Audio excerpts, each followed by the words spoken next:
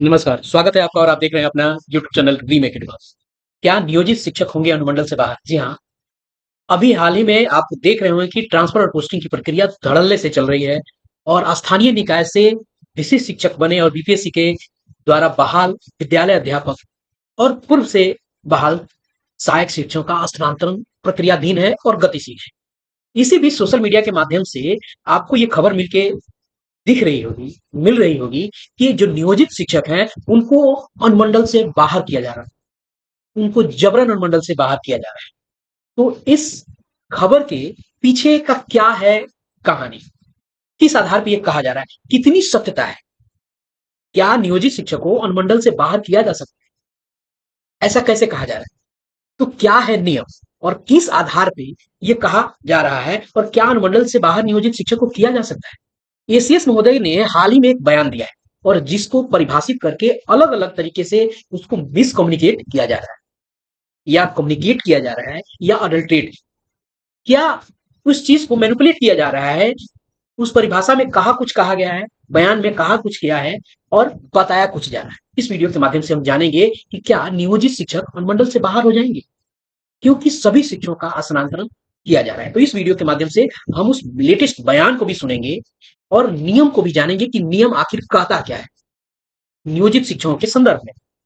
विशिष्ट शिक्षक, विद्यालय अध्यापक, इन लोगों के लिए सेवा शर्त अलग है क्योंकि वो राज्य कर्मी हो गए हैं, उनकी अवस्था है। तो क्या नियोजित शिक्षक को सरकार बिना नियम में बदलाव किए हुए जो अभी एग्जिस्टिंग नियमावली है उसके आधार पर उनको अनुमंडल से बाहर कर सकती है? तो चलिए वीडियो को शुरू करते हैं। वीडियो को शुरू करने से पहले आपसे आग्रह करेंगे, पहली बार चैनल पे है तो चैनल को सब्सक्राइब कीजिए और मुझे आप अपने साथ जोड़िए ताकि आगे आने वाले दिनों में आप तक किसी तरह से लेटेस्ट अपडेट और प्रमाणिक विश्लेषण और तथ्यगत चीजें आप तक मैं पहुंचाता रहूं। सोशल मीडिया पे अलग अलग लोगों के द्वारा अलग अलग पक्ष और विपक्ष की मानसिकता से लोग ग्रसित हैं और इसको मैनिपुलेट करते रहते हैं। तो उन प्रदूषित खबरों को देखने की जरूरत नहीं है। मेरे साथ जुड़िए और मैं आप तक वो सच्चाई लेके आता रहता हूं और प्रयास करता हूं कि प्रमाणिक चीजें आप तक पहुंचेंगी। चलिए एसीएस महोदय ने क्या कहा है और इसको जानते हैं और उसके बाद जानेंगे कि एसीएस महोदय के बयान के पीछे का क्या उद्देश्य है और नियम कहता क्या है, क्यों कहा ऐसा एसीएस महोदय ने। चलिए पहले देखते हैं उसे। हरिप्रसाद नायक हैं अरनामा वासुदेवपुर लोकहा मधुबनी की। इन्होंने कहा है कि जन जन की ये पुकार है कि लंबे कार्यकाल तक शिक्षा विभाग के पद पर रहें डॉक्टर एस सिद्धार्थ। शुरू किया उन्होंने। मान्यवर, आपने जिस कार्य कौशल के तहत शिक्षकों की दैनिक उपस्थिति में सुधार की है, इस कृति के लिए प्रार्थना है कि बिहार सरकार आपको एक प्रशंसा पत्र प्रदान करे और आपके द्वारा किए गए इस कार्य को इतिहास के पन्नों में स्वर्ण अक्षरों में सचित्र अंकित किया जाए। मान्यवर, एक और प्रयास किया जाए कि पंचायत स्तरीय नियोजित शिक्षक शिक्षिका जो अपने गांव के विद्यालयों में पदस्थापित हैं, वे हाजिरी लगाने के बाद अपने घरों में चले जाते हैं। रोकने पर एचएम के साथ गाली गलौच और अभद्र व्यवहार करवाते हैं। महाशय, ऐसे शिक्षकों का स्थानांतरण अनुमंडल के बाहर कर दिया जाए। देखिए, मुझे कोई प्रमाण पत्र की ज़रूरत नहीं है और मुझे कोई प्रशस्ति पत्र की ज़रूरत नहीं और मेरा एक ही प्रशस्ति पत्र होगा। मतलब अगर शिक्षक देना चाहेंगे या अभिभावक देना चाहेंगे, वह यही होगा कि बच्चों को अच्छी शिक्षा मिल जाए, मतलब उसका कैरियर बन जाए और अच्छे अच्छे स्थानों में वो पदस्थापित हो जाए और एक शिक्षित बच्चा हमारे विद्यालयों से निकले। यही मेरे लिए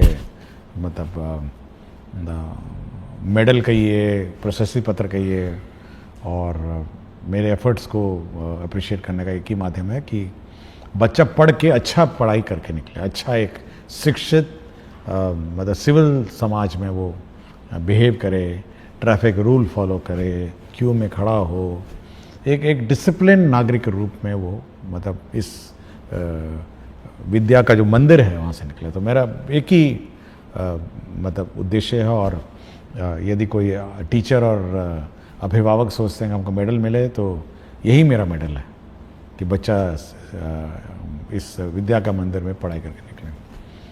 जहाँ तक जो स्थानीय निकायों के टीचर हैं उनके बारे में जो लिखा गया है, मैं दोहराऊंगा नहीं। मैं बहुत ही स्पष्ट हूँ कि क्योंकि हो सकता है स्थानीय निकाय क्योंकि अनुमंडल से बाहर नहीं जा सकते हैं, लेकिन इन पर कार्रवाई हम लोग करते हैं। यह बिल्कुल स्पष्ट है। यदि सोचते हैं कि स्थानीय निकाय में हैं और इन पर कोई कार्रवाई नहीं हो सकती है। हम लोगों ने बहुत सारे स्थानीय निकाय टीचरों को डिसमिस किया है, बहुतों की नौकरी गई है। इसलिए यह बिल्कुल स्पष्ट है कि कोई भी टीचर अगर लापरवाही करेगा, इस प्रकार गाली गलौज करेगा, तो वो बिल्कुल फिर तो डिपार्टमेंट प्रोसीडिंग और डिसमिसल का भोगी होगा। और जहाँ तक सरकारी शिक्षक है, जैसे नियोजित है, सॉरी ये सक्षमता पास शिक्षक TRE 1, TRE 2, 3 है, अगर वह इस प्रकार का कार्रवाई वो भी करें तो मैंने पहले ही बता दिया कि उनका जिला से बाहर कर देंगे हम लोग। मतलब ये जिला में रखने की क्या ज़रूरत है जब आप अपने स्थानीय क्षेत्र में जाके बैठ के पढ़ा ही नहीं सकते हैं। तो बहुत ही स्पष्ट है कि अगर आप इनडिसिप्लिन करेंगे और इस प्रकार की हरकतें करेंगे तो करेंगे। और दूसरा ये है कि हम लोग का ये मानना है कि किसी स्कूल की व्यवस्था सामूहिक रूप से संचालित होती है, और यदि कोई टीचर इस प्रकार का हरकत करता है तो यह दायित्व अन्य टीचर का बनता है कि वह सरकार में रिपोर्ट करे कि देखिए फलाना टीचर बदमाशी करते हैं, फलाना टीचर भाग जाते हैं, फलाना टीचर गाली गलौज करते हैं। ये बाकी टीचरों का भी दायित्व है कि सरकार को सूचित करे ताकि सरकार उस पर कार्रवाई करे। जी सर। अभी आपने शिकायत के रूप में प्रश्न को सुना, जिसमें प्रश्नकर्ता ने एसीएस महोदय से प्रश्न किया था, यानी शिकायत पहुंचाई थी। किसी ने शिकायत की थी कि लोकल स्तर पे जो बहाल है स्थानीय निकाय के शिक्षक यानी नियोजित शिक्षक जो विद्यालय में आते हैं, अपनी उपस्थिति दर्ज करते हैं और अपने निजी कार्य के लिए चले जाते हैं, यानी विद्यालय में रहकर पठन पाठन का कार्य वो संपादित नहीं कर पा रहे थे। तो इसके जवाब में एसीएस महोदय ने 2-3 लाइन कही। ये तो उन्होंने कहा कि मैं तो रहूंगा नहीं, और दूसरी बात उन्होंने कही कि अनुमंडल से उनका स्थानांतरण नहीं किया जा सकता है। दो बात अगर देखा जाए कि मैं तो रहूंगा नहीं और अनुमंडल से बाहर नहीं किया जा सकता, मैं नहीं रहूंगा यानी अभी हाल ही में ऐसा कुछ कोई नियोजित शिक्षकों के ट्रांसफर के लिए कोई व्यवस्था अभी प्रक्रिया में नहीं है। अगर होता तो जरूर कहते, यानी उनके रहते हुए उनके इस कार्यकाल में नहीं होने जा रहा है। और दूसरी बात, अनुमंडल में उनकी जो अनुमंडल से बाहर अंतर अनुमंडलीय ट्रांसफर नहीं हो सकता, नियम अनुकूल जो उनका ट्रांसफर होना है वो होगा। उसके अलावा यद्यपि उन्होंने ये जरूर बात कही कि यदि उनपे शिकायत आती है तो डिसमिस करने तक के प्रावधान है। ध्यान रखिएगा, वो बहुत ऐसे प्रावधान है कि वो राज्यकर्मी चूंकि है नहीं, वो एक प्लान की तरह, नियोजन का मतलब भी प्लान होता है, प्लान के तहत उनको एक व्यवस्था में रखा गया है। अगर व्यवस्था उनके द्वारा दूषित होता है तो उनको हटाया जा सकता है, और बहुत सारी चीजें हैं कोर्ट में वो नहीं जा सकते हैं। बहुत सारी चीजें चूंकि राज्यकर्मी नहीं है, तो राज्यकर्मी अगर कोई हो जाता है तो उसकी स्थिति बड़ी मजबूत हो जाती है। एक अलग अलग नियम और कानून और अधिनियम के तहत एक राज्यकर्मी बहाल होता है, जहां नियोजित शिक्षकों के पक्ष थोड़े कमजोर पड़ते हैं।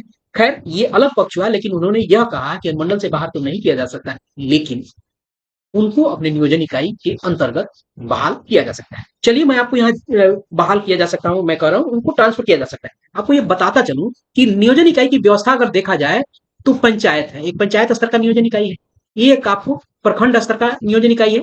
मैं आपको बताऊंगा, नियम भी बताऊंगा क्या नियम है, किस नियम के तहत ये चीजें उनके हस्तांतरण की बात की जा सकती है, और एसीएस महोदय भी उसको आपको उल्लंघन उसका वो नहीं कर सकते, क्योंकि नियम है और नियम अभी तक वही यथावत चल रहा है, उसको रद्द नहीं किया गया है, उसमें कोई संशोधन नहीं किया गया, इसीलिए उन्होंने ये बात कही। उसके बाद आता है नगर निगम या आपको नगर पंचायत, उसके बाद आता है जिला परिषद। ये आपको इस इतने प्रकार के प्रमुख रूप से नियोजन इकाई है। तो जो शिक्षक एक पंचायत में बहाल है और एक पंचायत शिक्षक है, उनका नियोजन इकाई जो है पंचायत में है, तो अगर उनपे ट्रांसफर की बात आती है तो उसी पंचायत में दूसरे विद्यालय में जा सकते हैं, बशर्ते वो जिस कोटि के शिक्षक हैं उसी विद्यालय में वो जा सकते हैं। सामान्यतः 1 से 5 के शिक्षक ही हैं आपको पंचायत शिक्षक। उसके बाद आता है, क्योंकि प्रखंड शिक्षक जैसे 1 to 8 की स्थिति बनती है वो प्रखंड शिक्षक में तब्दील हो जाता है, और प्रखंड शिक्षक जो हैं नियोजन इकाई में वो अपने प्रखंड के अंतर्गत ही उनके ट्रांसफर किए जा सकते हैं। नगर निगम या नगर पंचायत में तो जहां वो जिस नगर निगम और नगर पंचायत में उसी में उनका ट्रांसफर इधर से उधर किया जा सकता है। जिला परिषद के अंतर्गत जो क्षेत्राधीन जो है, जिस जिला परिषद में, उस पूरे जिला परिषद में उनको एक विद्यालय से दूसरे विद्यालय को भेजा जा सकता है। ये हो गया। इसी बात को उन्होंने बताया कि उनको कहा जाए, लेकिन अगर शिकायत आती है तो उन पे कार्रवाई की जाएगी, उस कार्रवाई पे भी आएंगे। डिसमिस करने तक की व्यवस्था हुई है, की गई है और आगे भी की जाएगी। अगर कार्य को आप सही ढंग से संपादित नहीं कर रहे हैं और पठन पाठन नहीं कर रहे हैं तो आपको डिसमिस करने की व्यवस्था है। चलिए पहले देखते हैं कि अनुमंडल से क्यों नहीं बाहर भेजा जा सकता, उसको देखते हैं। ये शिक्षा विभाग की अधिसूचना है, ये नियमावली है जो 2020 से व्यवहार में आप देख रहे हैं कि बिहार पंचायत प्रारंभिक विद्यालय सेवा नियुक्ति, प्रोन्नति, स्थानांतरण, अनुशासनिक कार्रवाई, सेवा शर्त नियमावली 2020। आपको माध्यमिक वाला भी, चूंकि ये प्रारंभिक है, माध्यमिक में भी वही कहानी आपको कही गई है। चलिए पहले इसको देख लेते हैं और जानते हैं कि क्या है नियम। हम थोड़ा पहुंचते हैं नियम नंबर 15 पे, जो नियम नंबर 15 क्या कहता है, और उसके बाद हम नियम नंबर 18 भी जानेंगे कि नियम नंबर 18 क्या कहता है आपको स्थानांतरण को लेकर और कार्रवाई। ये स्थानांतरण को आपको, ये है 15 नंबर, और 15 नंबर नियम जो है वो कहता है कि आपका प्रधान अध्यापक, शिक्षक एवं अनुदेशक के पद समानतः अस्थानांतरणीय है, यानी उनका ट्रांसफरेबल जॉब, वो पोस्ट नहीं है, वो ट्रांसफर उनका नहीं हो सकता है। परंतु प्रधान अध्यापक शिक्षक के लिए इसमें निम्न अपवाद है। अपवाद यह है, क्योंकि एक तो सबसे पहले वो आपको ट्रांसफरेबल नहीं है, लेकिन कुछ अपवाद है, और अपवाद में ये है कि अगर वो इच्छा के अनुसार जाना चाहते हैं, इच्छा के अनुसार, तो उनको 2 ऐच्छिक स्थानांतरण की सुविधा दी गई है। और कब? सेवा के 3 वर्ष के बाद।